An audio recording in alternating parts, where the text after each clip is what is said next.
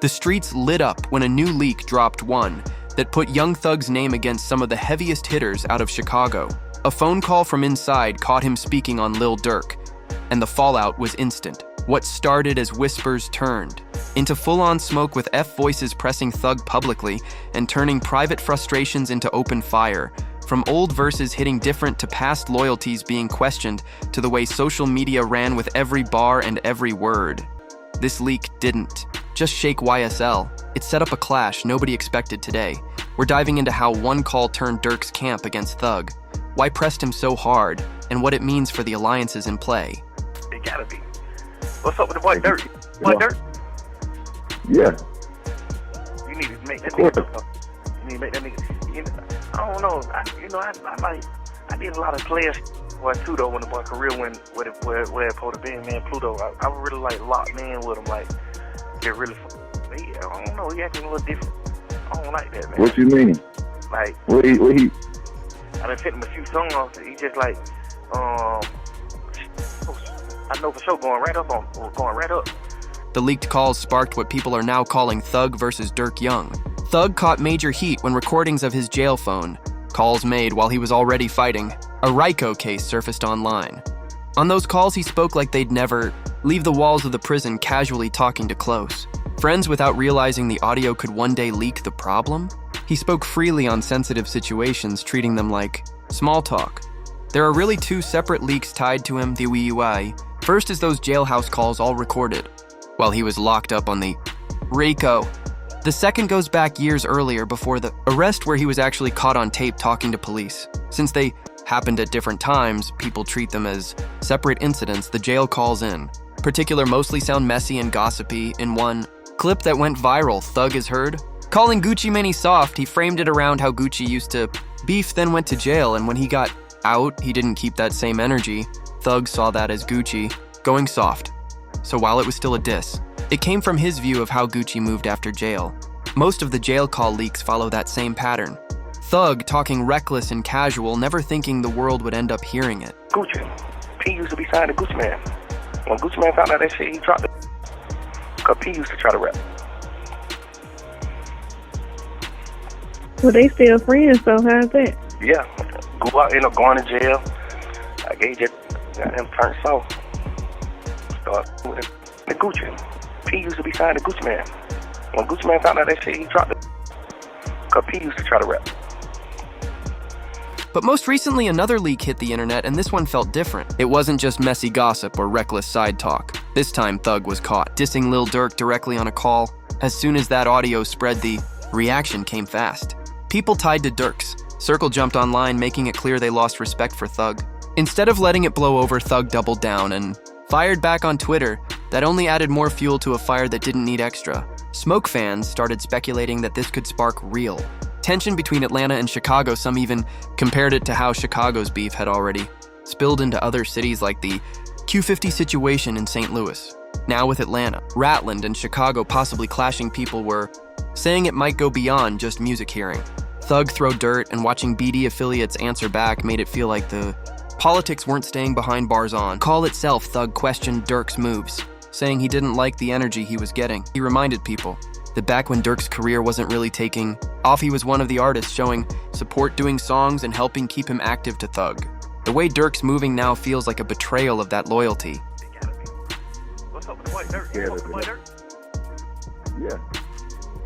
You need to make that nigga. I did a lot of player shit for the boy too though when the boy career went where it supposed to be, me and Pluto. I really like locked in with him, like get really I don't know, he acting with this. I don't like that. What you mean? Like What he? I done sent him a few songs. He just like I know for sure going right up. He just got taking it down. No big deal. Man, that's 4-5 days, yeah. 10 days later, just like that little type of like, man, you got going on. yeah. The point hits because there was a stretch where Durk wasn't moving like he is today early. Deals didn't pan out. Over-singing phase wasn't connecting, and outside of Chicago, he wasn't getting traction. It wasn't until the King Von era that Durk's career reignited. Heavy Thug was around during those quieter years. They linked on, tracks before 2018 like No Love with Young Tory. Biden in that era even gave fans the meme of Thug and Durk in the studio together. Thug towering over the computer while Durk watched on, so when Thug said he was there back when. Durk had no motion, it wasn't just talk, they really had history. But the way the leak came out him, questioning Durk's loyalty and attitude made it sound like another fallout waiting to happen. Yeah, I already know. Yeah. And when this shit dropped. On the pump.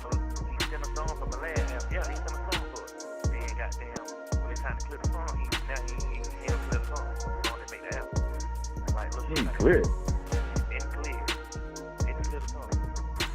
He ain't clear the song. On the call, Thug kept pressing his point, saying he had sent Durk multiple tracks that he felt were guaranteed to go up, but Durk was moving slow with them. He mentioned waiting 4 or 5 days, even 10, for a response to Thug that looked like Durk being on funny timing, not matching the energy he expected after everything they'd done together. In reality, a turnaround like that isn't crazy. By 2022 to 2023, Durk was one of the busiest artists in the game, balancing music business and outside obligations, but from Thug's perspective, it came off as a slight. He remembered standing by Durk back in the pre-K King Von era when Durk wasn't moving units like that and was struggling. Keep momentum. Thug felt like his support mattered in those days, so getting slow energy back now that Durk had fully blown up rubbed him the wrong way. So while the leaks showed Thug dissing, they also showed some of his frustration had roots he was watching. Somebody he helped during a low stretch moved differently. Once he reached the top on the tape, Thug dropped his new catchphrase, "Man, watch out." While saying he'd already done too much for Durk, he warned him straight up, sounding like he felt played. Then Thug brought up something more specific. On his last album, he sent Durk a track, got the verse back, and everything seemed locked in. But when it came time to clear the record officially, Durk didn't clear it. The collab never dropped to Thug. That felt snake-like. Durk was cool enough to record, pulled back when it mattered. From his perspective, it showed Durk wasn't matching the loyalty he expected, especially with their history. Dissing Durk publicly, even if some of it had. Truth was risky. Durk isn't just another rapper to clown. He's someone with serious weight and ties in Chicago. Calling him out over behind-the-scenes business only added fuel to something that could have stayed private. And once the leak spread, it hit harder because of what fans already knew. Thug's claim about Durk not clearing that feature lined up with something Durk himself had rapped about. On a King Von track, Durk spit about rappers paying for features, but not clearing verses, mocking them for playing both sides. He even tied it to backdooring someone you love for clout, and not standing on business lines that sounded way too close to what Thug was accusing him of. So when the leak dropped, fans immediately connected the dots. Thug wasn't just venting about slow responses. He was pointing at behavior Durk already admitted happens in the industry, but hearing it come from a leaked jail call while Thug sat on a RICO case made it way bigger. These weren't bars in a verse, they were personal. That connection set off wild speculation. In that Von collab, Durk rapped, "Rap is goofy stains. Pay me for a song, don't clear the verse. We don't go off names, we go off." Fans started asking if he'd been talking about Thug years ago. The wording fit too clean. Now with the leak, Thug was basically confirming it himself. If that was the case, Durk had already aired him out, just coded in drill lingo. On the call, Thug doubled down, saying Durk gets online acting. Slick, like he's above it. But behind the scenes, he's the one playing games with features. He labeled it cap-straight fraud, and it matched the energy in the media too, with headlines from late 2022, already putting Durk in the spotlight. For Thug, it wasn't just about a verse anymore. It was about loyalty image and how industry politics were crossing into personal territory.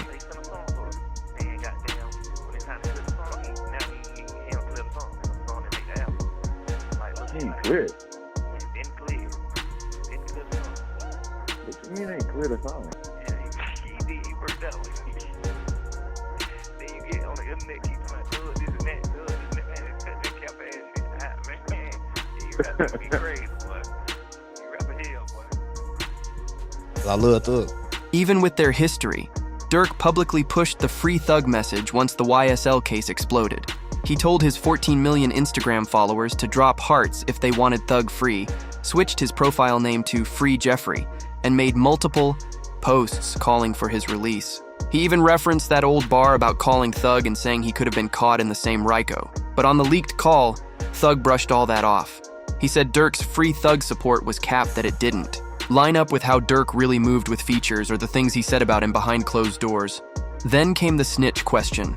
One of the leaked calls that stood out was Thug talking with 21 Savage about Gunna and the RICO case prosecutors had been trying to paint YSL as a criminal organization. That's how RICO works, a law originally designed to take down mafia bosses. If the feds can prove the whole crew is a criminal enterprise, they can hit the leader for everything. YSL that meant Thug was the main target. Gunna and other members got dragged in too. The strategy was simple. If nobody admitted YSL was a gang, the state would struggle to prove it.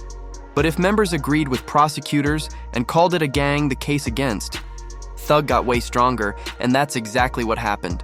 Gunna and others acknowledged YSL as a criminal organization. It flipped everything. One move gave prosecutors leverage, and Thug's case really took off from there. And you have personal knowledge that members or associates of YSL have committed crimes in furtherance of the gang.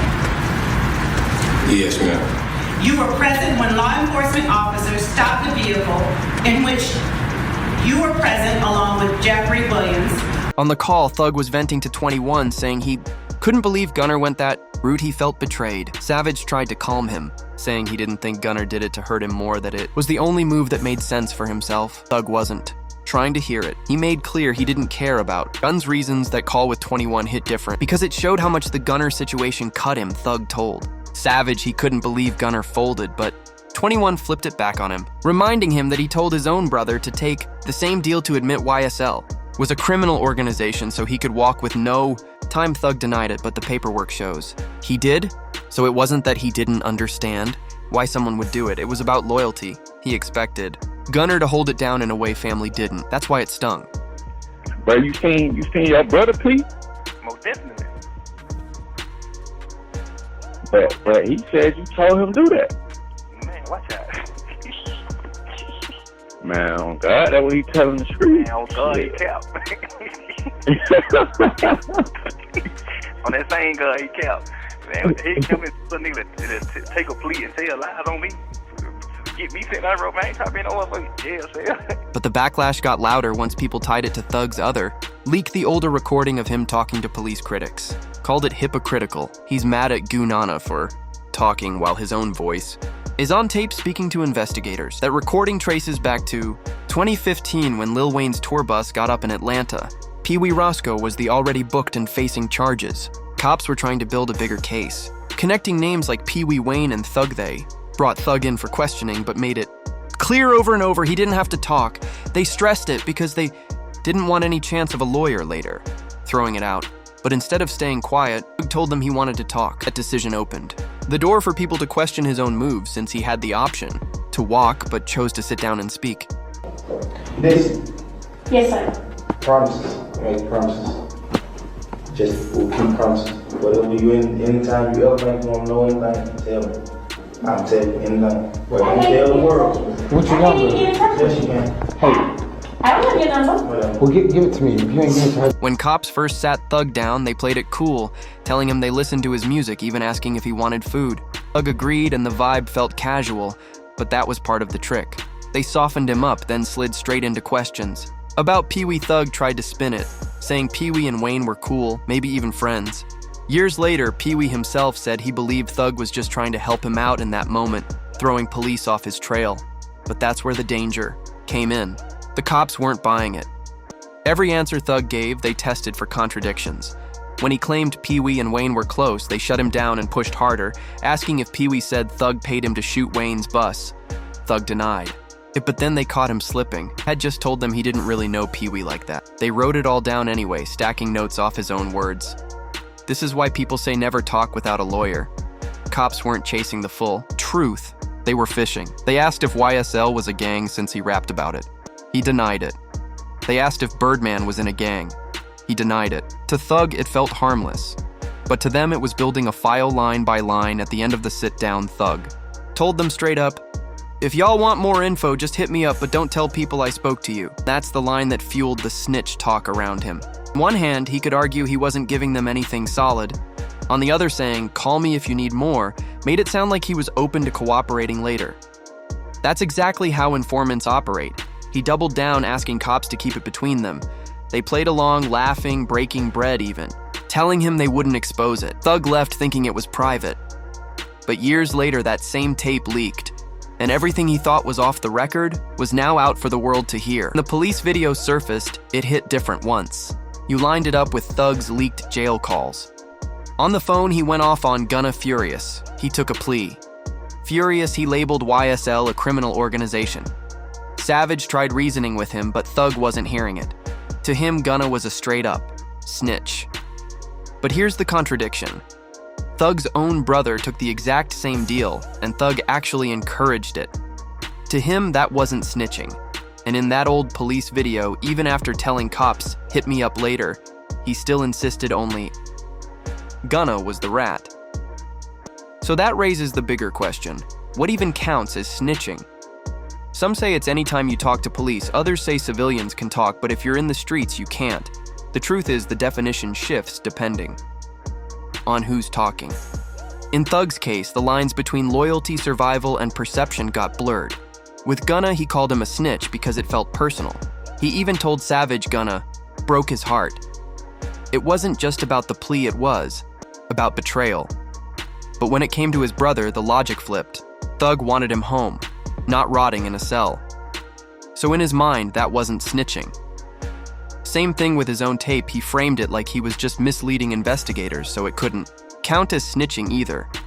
But when you zoom out, it looks like Thug was rewriting the rules to fit his own situation. If it hurt him, you're a snitch. If it helped his family, you're not. If it was him, he could justify it. But online fans and critics saw the contradiction. They heard him call Gunna a rat while his own voice was on tape talking to cops. To a lot of people, that made Thug look straight up hypocritical.